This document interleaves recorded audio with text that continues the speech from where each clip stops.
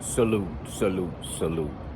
Okay, so like I was saying, people were saying that Terrence Bud Crawford is not your Dana School guys.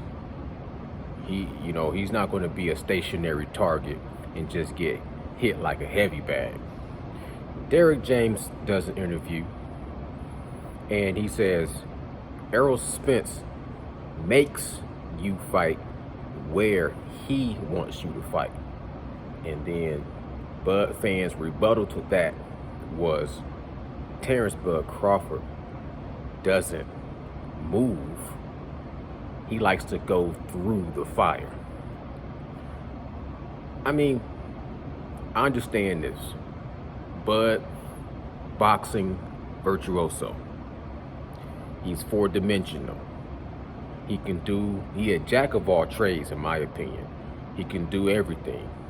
Front foot, back foot, left, right, ambidextrous, equal strength in both hands. You know what I'm saying? He can fight off angles. He can fight different levels, different speeds, different strengths. He can mix it up. He can bang, he can brawl, he can box. He can control, he does everything in the square circle. He's a boxing virtuoso. You know what I'm saying? But every fighter has holes in their game, holes in their offense, holes in their defense. You know what I'm saying? Everyone has weaknesses. Some people have strengths that gives them a weakness in their strength, and vice versa. You can have strengths in your weaknesses.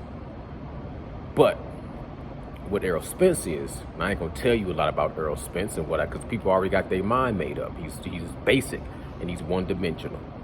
Now, if I could compare Errol Spence to anything in my mind, he's like a grinder, and it really don't get no more basic than a grinder. There's a lot of tools that exist, but nothing is more basic than a grinder. And you can throw anything in a grinder, and it's gonna get grinded up. It's gonna get torn to pieces. Bones, meat, muscle, everything. You throw some meat into a grinder, it's gonna get chewed up and spit out. You throw a junk motorcycle, anything into a heavy metal grinder, it's gonna get broken down into pieces. And that's as basic as it gets. But we see what Terrence Bud Crawford does, what he's got accustomed to doing, especially in the welterweight division. We've seen what he did against Agitas Kovalauskas, Amir Khan, Jose Benavidez, and what's that last, Kell Brook and Sean Porter. You know what I'm saying? We see he likes to sit outside of range, get his timing. He got cat-like reflexes, a la Derek James. He has the best instincts ever to be seen, a la Teddy Atlas. But he sits outside the range. He throws out that jab as a lure, as a bait. And when you come in, he's going to catch you with a quick combination. You know what I'm saying? Pinpoint accuracy with decent strength. He relies on his reflexes, his instincts, and his natural ability to counter. That's what Bud does, and he can do that all around the ring, on the back foot, front foot, with the left hand, with the right hand. You know what I'm saying? He can switch up levels. He can go to the top. He can work your body. He can work your head. He can pin. And when he hit Kell Brook was coming in with a punch, and Terrence Bud Crawford punched it down, slid off of it, and hit Kell Brook in the jaw. Sent Kell Brook into the ropes. Now, if Kell Brook wasn't as war-torn, or weight drained, or a ghost ship a la Teddy Atlas, if Kell Brook was still the same fighter he was before, I still think he would have took that punch a little bit differently. But when he got caught by Terrence Bud Crawford with that punch, he flew into the ring, and then he got finished. You know what I'm saying? But I can see sometimes with Terrence Bud Crawford is a little sloppy in all of his fights. You can catch him coming in with his hands down in all of his fights.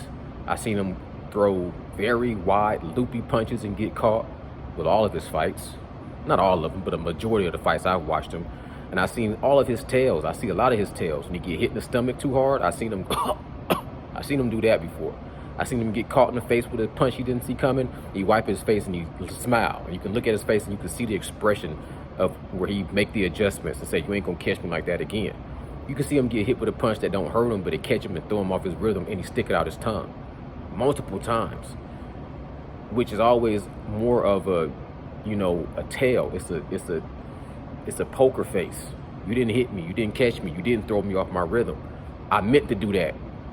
You did that once, let's see you do that again.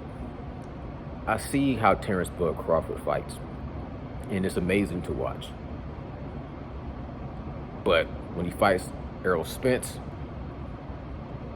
as basic, as one-dimensional as Errol Spence is, I got Errol Spence winning against Terrence Bud Crawford. That's my opinion. Y'all let me know what y'all think in the comments below. Salute. Salute.